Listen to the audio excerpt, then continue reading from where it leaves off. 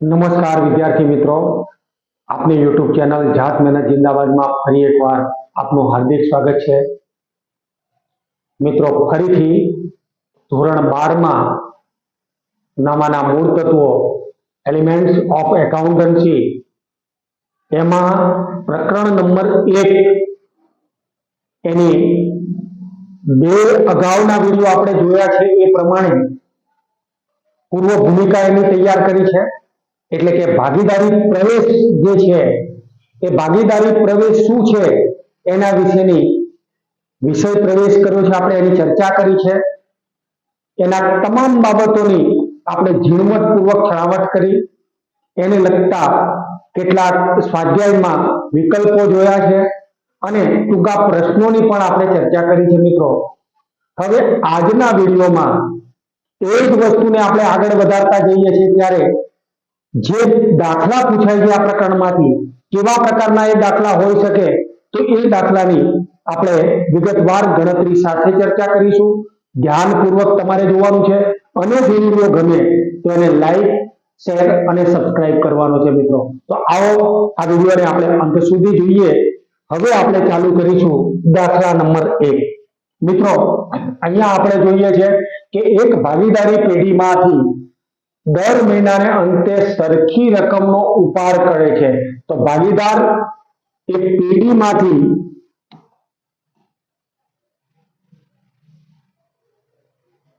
દર મહિનાને અંતે એક સરખી રકમનો ઉપાડ કરે છે. મિત્રો, હવે અહીંયા આપણે જોઈએ કે જ્યારે એક સરખી રકમનો ઉપાડ વર્ષના અંતે કુલ 12,000 કરે છે.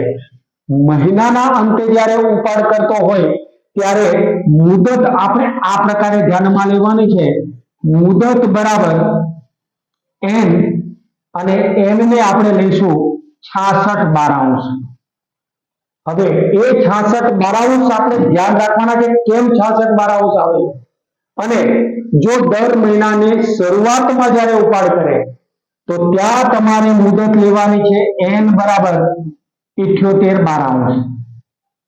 મિત્રો, અહીંયા વર્ષની શરૂઆતમાં જ્યારે આપણે ગણતરી કરીએ છીએ ત્યારે 1 2 3 4 5 6 7 8 9 10 11 અને 12 આ આંકડાનો સરવાળો કરવાનો છે. મિત્રો, શરૂઆતમાં જ્યારે ઉપાડ કરીએ ત્યારે આ તમામ આંકડાઓનો સરવાળો થાય છે. મિત્રો, અહીંયા આપણે જોઈએ કે 12 અને 1 13, 11 અને 2 પણ 13, 10 અને 9 3 પણ 13, 9 અને 4 13, 8 અને 5 13, 7 અને 6 13. તો ત્યાં 13 ગુણ્યા 6 કરીએ ત્યારે 78 એ રકમ આપણને મળે છે.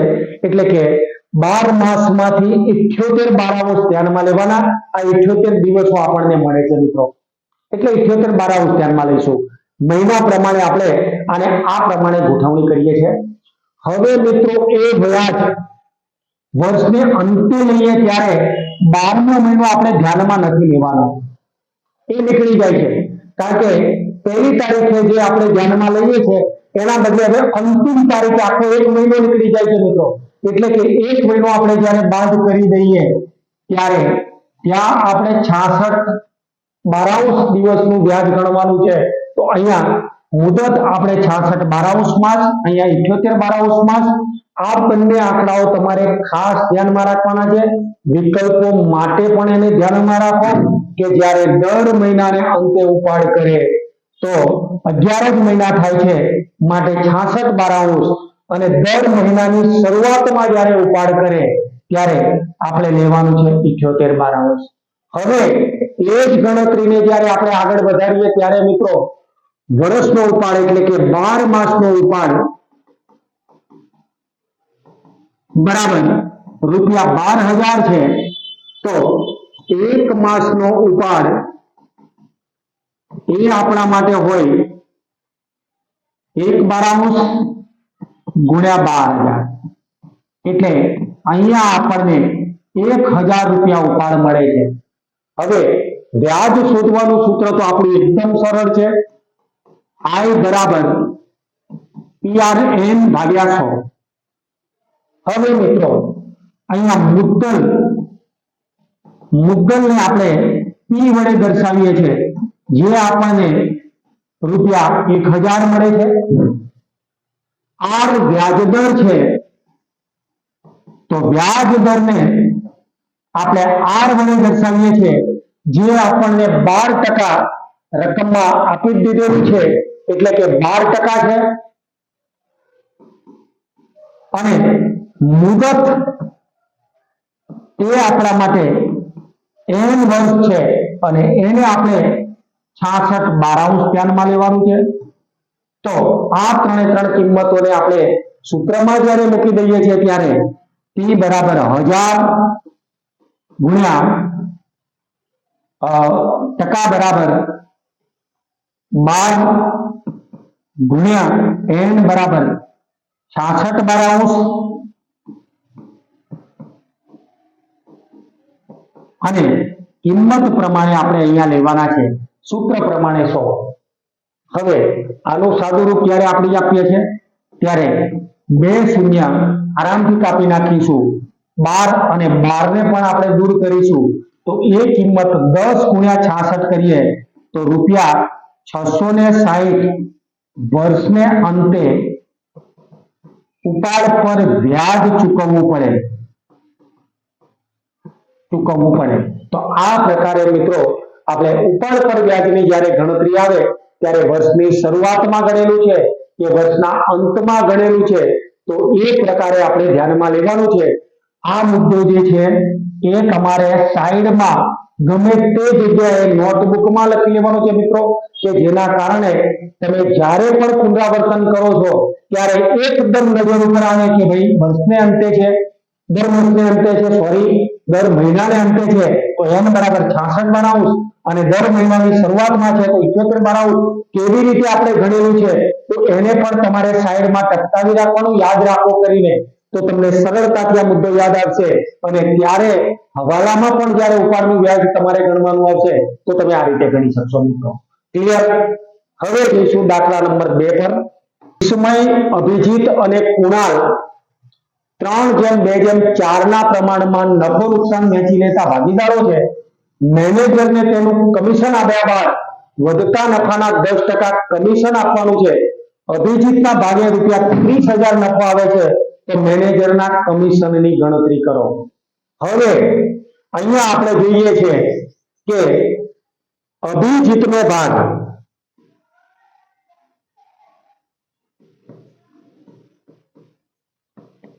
અભિજીતનો હિસ્સો બરાબર આપણને મળે છે એનું પ્રમાણ બીજા નંબરનું નામ છે, એટલે કે 2 ભાગ્યા ટોટલ 3 2 5 ને 4 9 2 9 છે. હવે અભિજીતનો હિસ્સો 2 9 છે અને 2 9 ના પ્રમાણમાં નફો કેટલો મળે છે, તો રૂપિયા 30,000 નફો મળે છે મિત્રો. 2 9 ના પ્રમાણમાં 30,000 નફો મળતો હોય તો કુલ હિસ્સો એ આખો ગણીએ ત્યારે 1 છે, તો 1 ના પ્રમાણમાં નફો આપણે શોધીશું.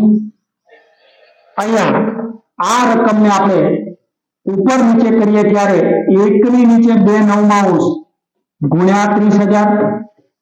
હવે જ્યારે કોઈ પણ રકમ ભાગાકારમાં જ્યારે આપણને આપેલી હોય ત્યારે ગુણાકાર કરીને રકમ ઉલટી કરીએ છીએ તો 9/2 ગુણ્યા 30,000.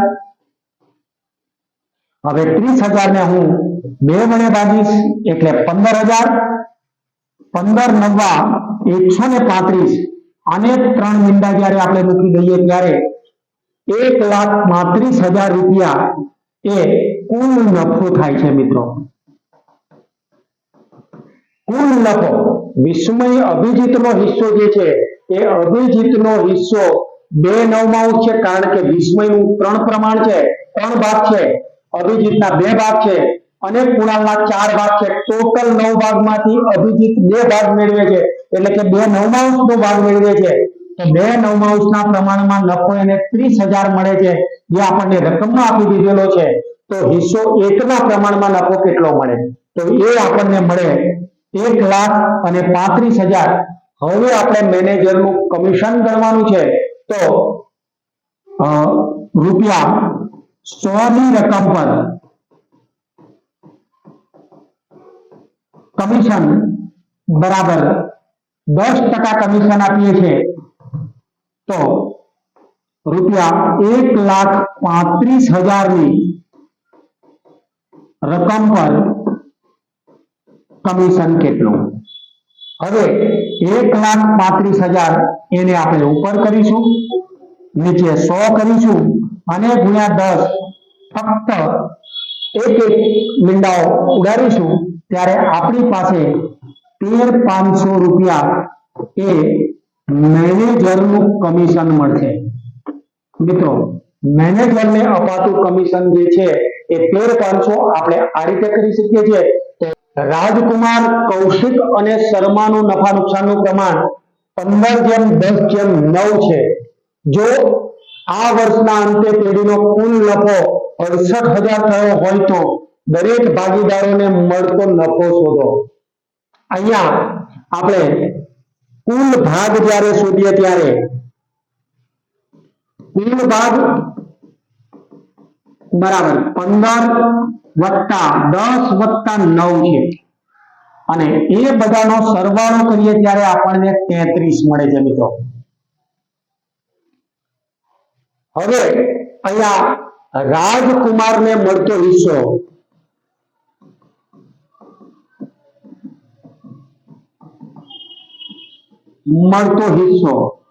એના પ્રમાણમાં એને હિસ્સો મળશે. તો રાજકુમારનું હિસ્સો 15/33 છે અને કુલ નફો આપણને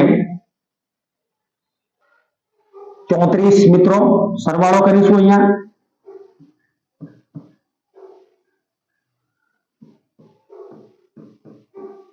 68,000 છે.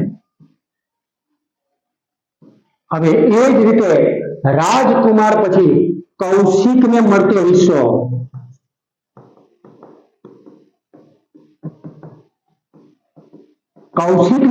હિસ્સો બરાબર એ 10 ની નીચે 36 છે અને ગુણ્યા 34 અને ગુણ્યા 68,000 આપણે લઈશું. ત્યારબાદ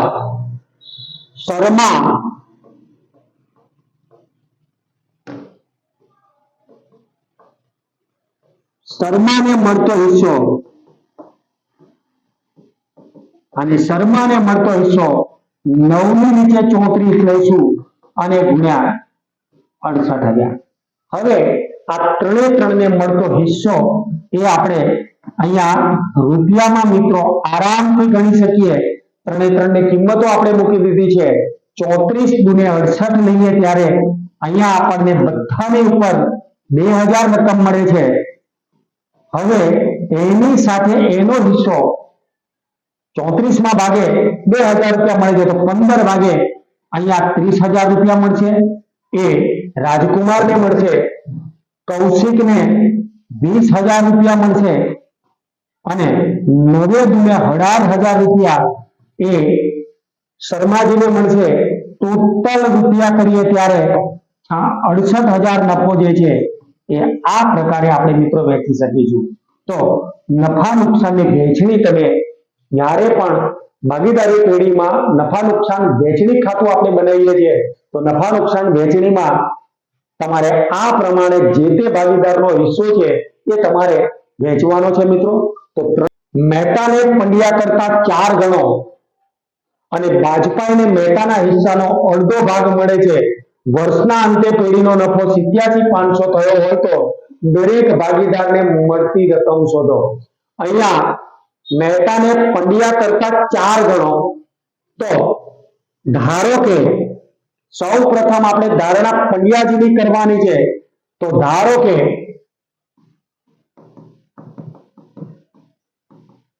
પંડ્યાને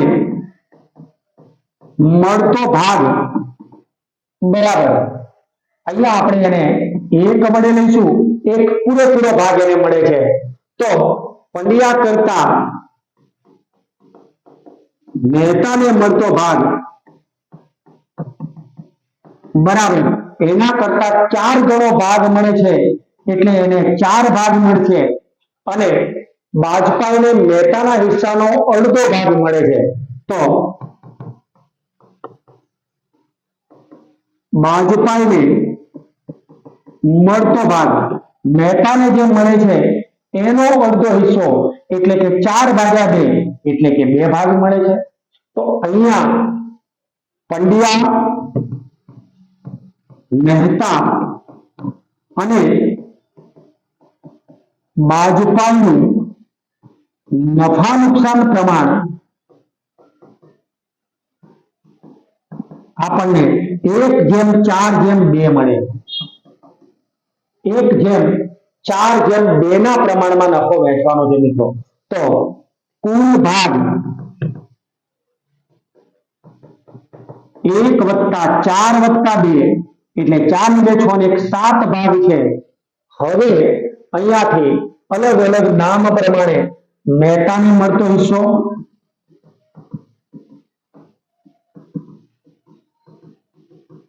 ત્યારબાદ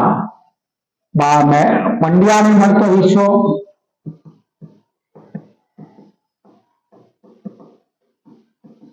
અને બાજપાઈને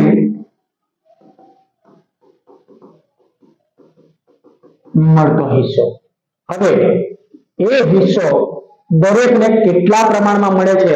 તો મહેતાને 4 ભાગ પ્રમાણે 4 ની નીચે આપણે ટોટલ 7 ભાગ લઈશું અને 87,500. પંડ્યાને 1 ની નીચે 7 એને 87,500 અને બાજપાઈને મળતો હિસ્સો 2 ની નીચે 7 87,500. હવે મિત્રો ફક્ત પહેલા તો 87,500 ને તમારે 7 વડે ભાગી નાખો અને એ રકમને તમે 4 વડે ગુણી નાખો ત્યારે તમને મહેતાનો હિસ્સો મળે છે. તો અહીંયા આપણે જોઈશું કે 87,500 ભાગ્યા 7